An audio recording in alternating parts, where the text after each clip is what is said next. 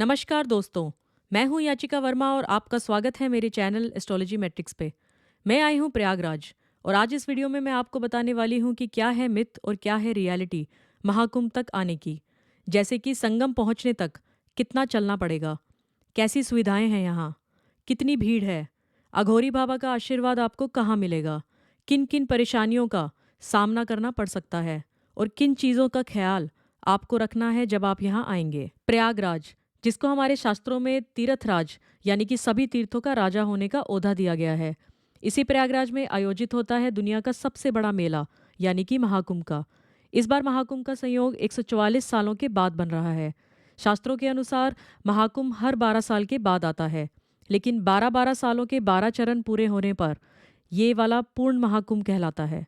तो चलिए मेरे साथ, आज मैं आप सभी को लेकर चलती हूँ 144 साल के महाकुंभ के सुहाने सफर में। इस वीडियो में मैं आपको महाकुंभ 2025 की कंप्लीट आइटनरी दूंगी और कहाँ, कब और कैसे जाना है, सब इन्फॉर्मेशन आपको मेरी इस वीडियो में मिलने वाली है। तो दोस्तों, आखिर तक इस वीडियो में मेरे साथ जुड़े रहिए। और हाँ, अगर आप मेरे चैनल पर नए हैं तो अभी एस्ट्रोलॉजी मैट्रिक्स को सब्सक्राइब करें और बेल आइकन ज़रूर प्रेस करें ताकि आपको आने वाली सभी इन्फॉर्मेटिव वीडियोज़ की नोटिफिकेशंस आती रहें। चलिए शुरू करते हैं, लेकिन उससे पहले एक बार मेरे साथ बोलो, नमः पार्वती पते हर हर महादेव। अगर आप लोग महाकुंभ आना चाहते हैं तो सबसे पहले आपको आना होगा प्रयागराज, और यहाँ आप आ सकते हैं बाय बस, फ्लाइट, ट्रेन या फिर कार। मैं आई हूँ कार से।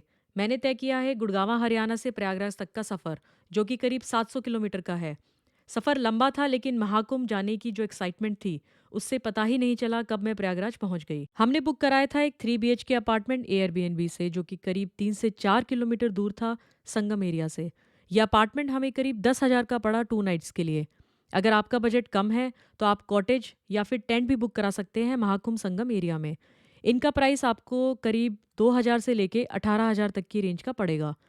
महाकुंभ में जन आश्रम स्थल भी बने हुए हैं, जहां पर आपको सिर्फ 200 रुपये से 500 रुपये के बीच में एक सिंगल बेड मिल जाएगा। आप रुकने के लिए बुकिंग्स पहले से ही करवा के आएँ तो ज़्यादा अच्छा रहेगा। संगम स्नान के लिए भीड़ सुबह 4 से 5 बजे ही शुरू हो जाती है, इसलिए आप अपना दिन जल्दी शुरू करेंगे तो आपके लिए अच्छा रहेगा, क्योंकि आपके पास ठीक ठाक समय होगा सारी चीज़ें कवर करने के लिए। चलिए अब वीडियो में आगे चलते हैं पवित्र संगम में स्नान के लिए। आपको अपने होटल से निकलते ही रोड पर बाहर शेयरिंग ऑटो या ई रिक्शा मिल जाएगी, जो कि करीब 20 से 50 रुपये लेते हैं पर पर्सन संगम तक ड्रॉप करने के लिए।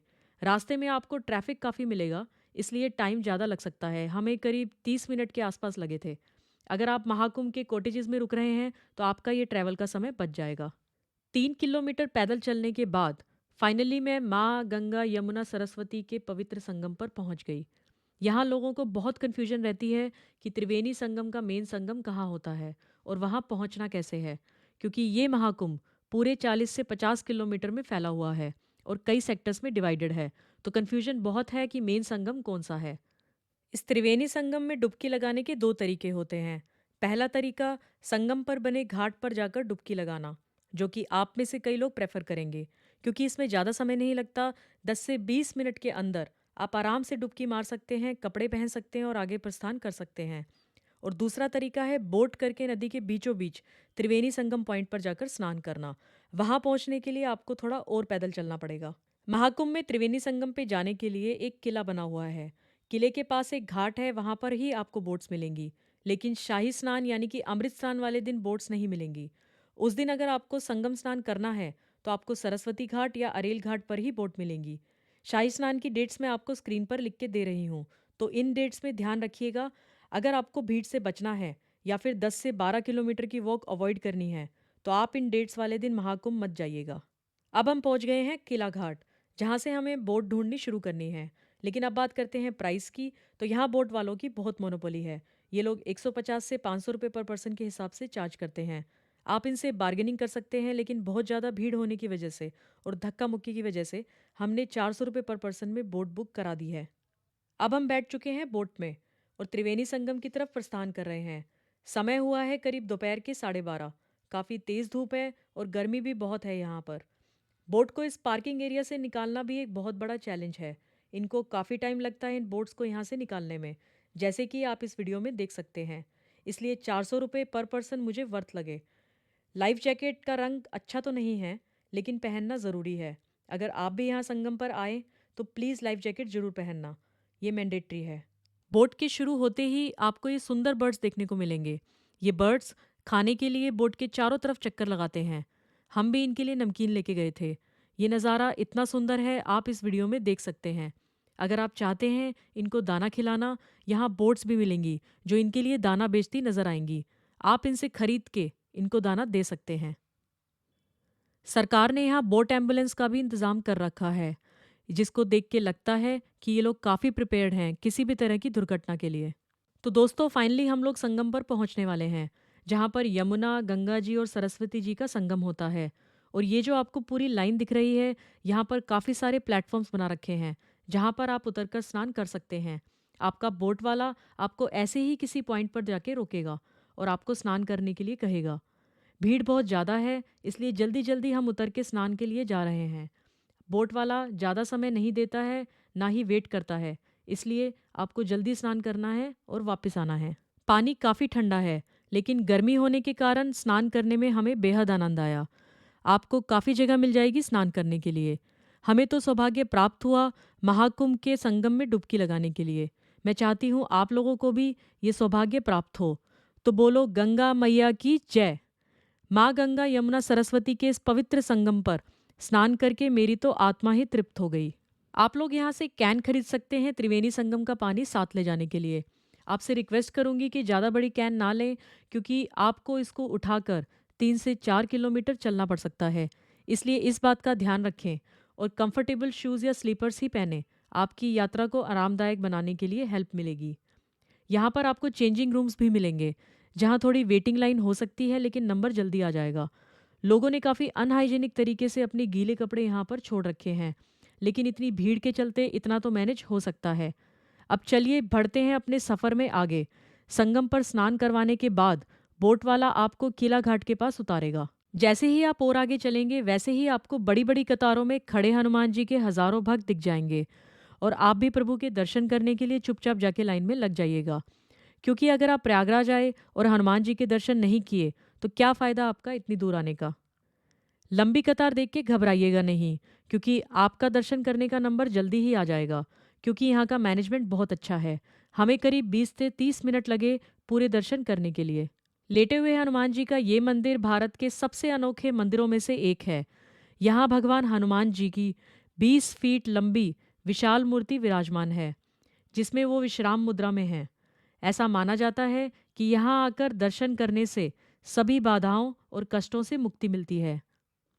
और हाँ, एक ज़रूरी जानकारी आप सभी लोगों के लिए जो प्रयागराज आना चाहते हैं।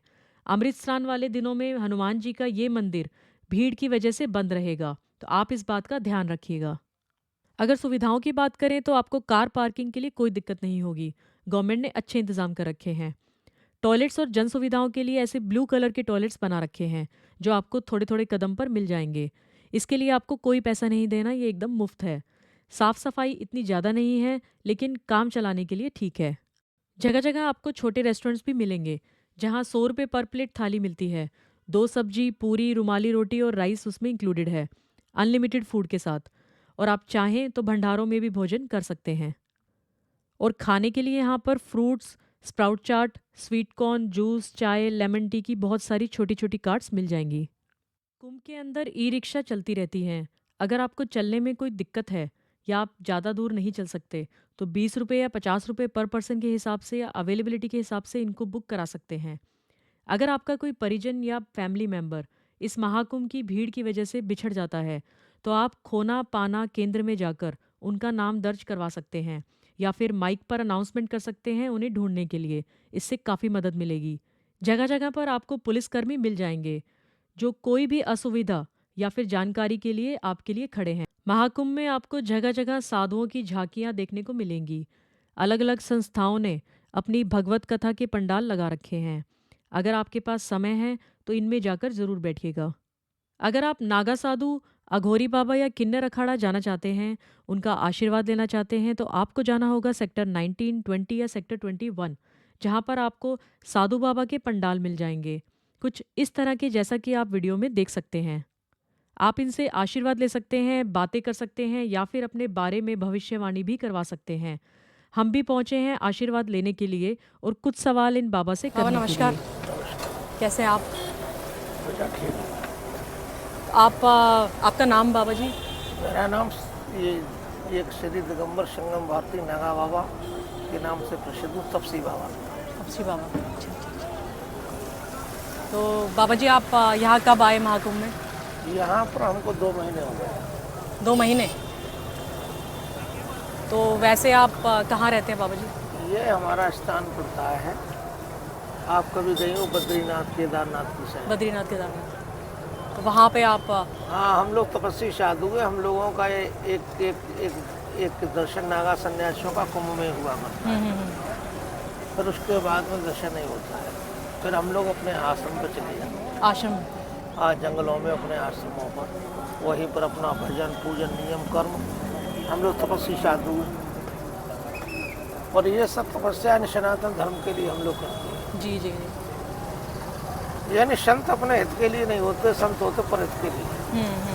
लिखा है कि पर हित सरस धर्म नहीं भाई, पर पीड़ा सम नहीं अजमाई, पर स्वार्थ में जो पग दे ही जीवन मरण सुपन करते हैं।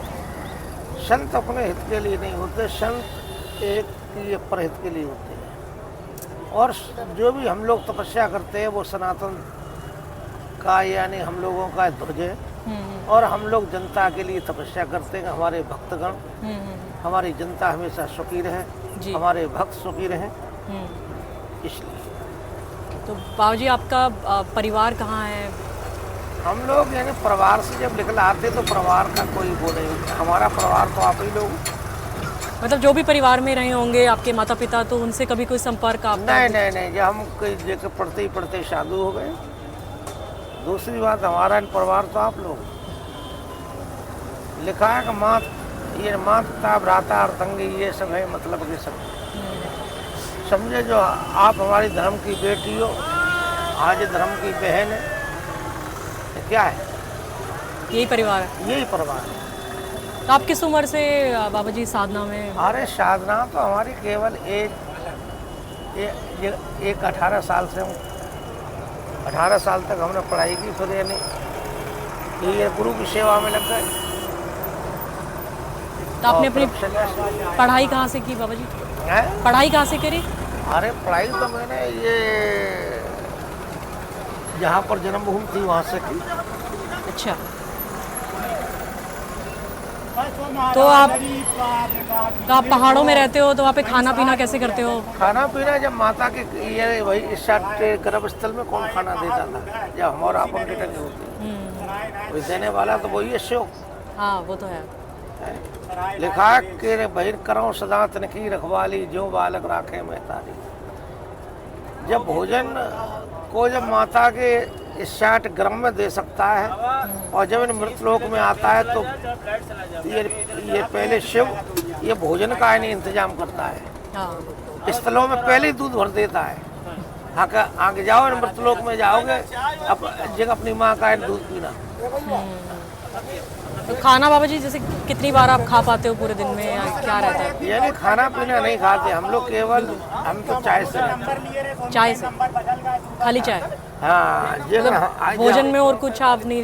नहीं, केवल हमारी तपस्या चल रही है। और फिर उसके बाद में जब तपस्या पूर्ण हो जाए फिर भोजन लेंगे। तो तपस्या आपकी कितने टाइम तक चलती है? ये हमारी केवल इन तपस्या 1.5 महीने की। 1.5 महीने? हाँ, जहाँ पर हमको 25 दिन हो चुका है, 20 दिन और रहना है। अच्छा।